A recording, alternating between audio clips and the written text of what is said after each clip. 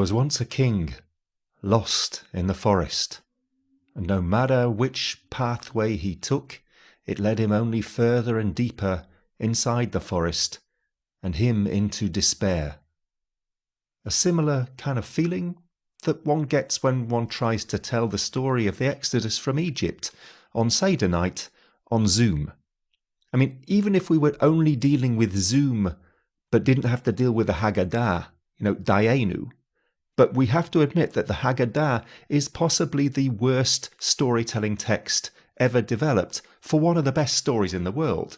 I mean, let's face it, the Exodus story is a great story. You've got we're suffering in slavery, and then there's the Saviour is born, he's put into this baby boat, floats off to the royal family who bring him up, then he leaves, then he comes back, and then he tries to fight for the freedom of his people with all these plagues and frogs, and then the hard man, the Pharaoh, gives way after terrible personal tragedy in his family. The Hebrews are running away, suddenly they come across this big sea, and then the sea parts and the Hebrews walk through. It's an amazing story which the Haggadah totally does not tell. I mean, just think about it. You're just about to begin telling the story, and then this little snip over at the corner of the table starts asking you, why is this night different from all other nights, when we haven't really got going yet? And then, of course, the Haggadah tells you, don't tell him a really fun story. Just say, we were slaves, God got us out of there, lucky that happened, otherwise we'd still be there, moving on. And then, as we move on, we're also in this situation that the Haggadah tells us it's a really good thing to tell the story. Harei meshubach, it's a quality thing. And then it goes on to tell us the story of people telling the story of the Seder night, but not actually telling the story of the Exodus whatsoever, with old Rabbi Eliezer going on until the early hours of the morning. And then finally we begin, then we get pulled off these 4 sons. I don't know what they've got to do with Moses, or Pharaoh for that matter. We finish with the 4 sons. We finally begin to tell the story of how God saves us from the slavery and from Pharaoh. And then we get into this strange mathematical anatomy class about how many fingers and hands God has that he saved us with, and did he use his toes, and what about the fingernails, and how many hairs did he have on his knuckle that saved us from that nasty Pharaoh? And at the end of the day, you kind of realize that this Haggadah doesn't help us tell the story. And add to that we're on Zoom, right? Which Zoom is fantastic because, of course, Zoom makes us miss the best joke in all of Jewish tradition.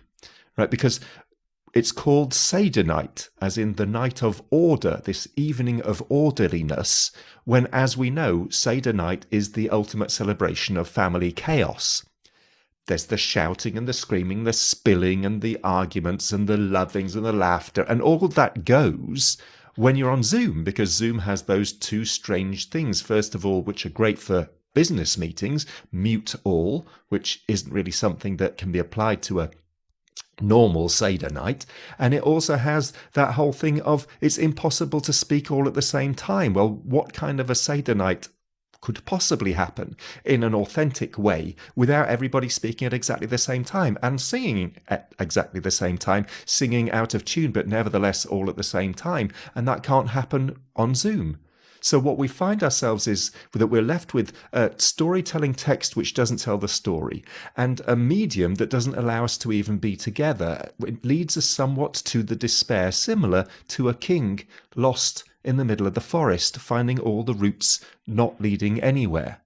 But in our story, the king one day hears someone whistling happily, and the king rushes out to this person wandering along, happily whistling, clearly found and not lost.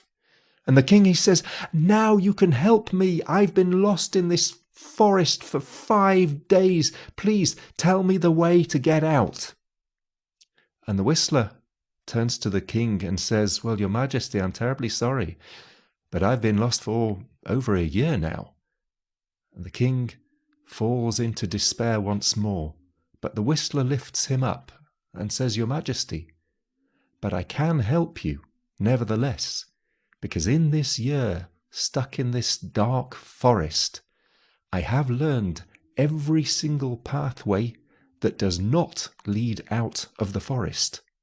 And perhaps in marking everything that remains keeping us lost, we may nevertheless be able to feel like we're found. And so here we are, coming up to our second Seder night, locked up, and maybe we just need to mark all the things that we're missing, the smiles, the smells, the tastes, the touches, the laughter and the tears, and just mark everything that isn't in the right place, everything that will not lead us to the proper direction, and hold on to that in order to enjoy our Seder night. Maybe even a Seder night that one day Elijah can safely come in. Chag Sameach.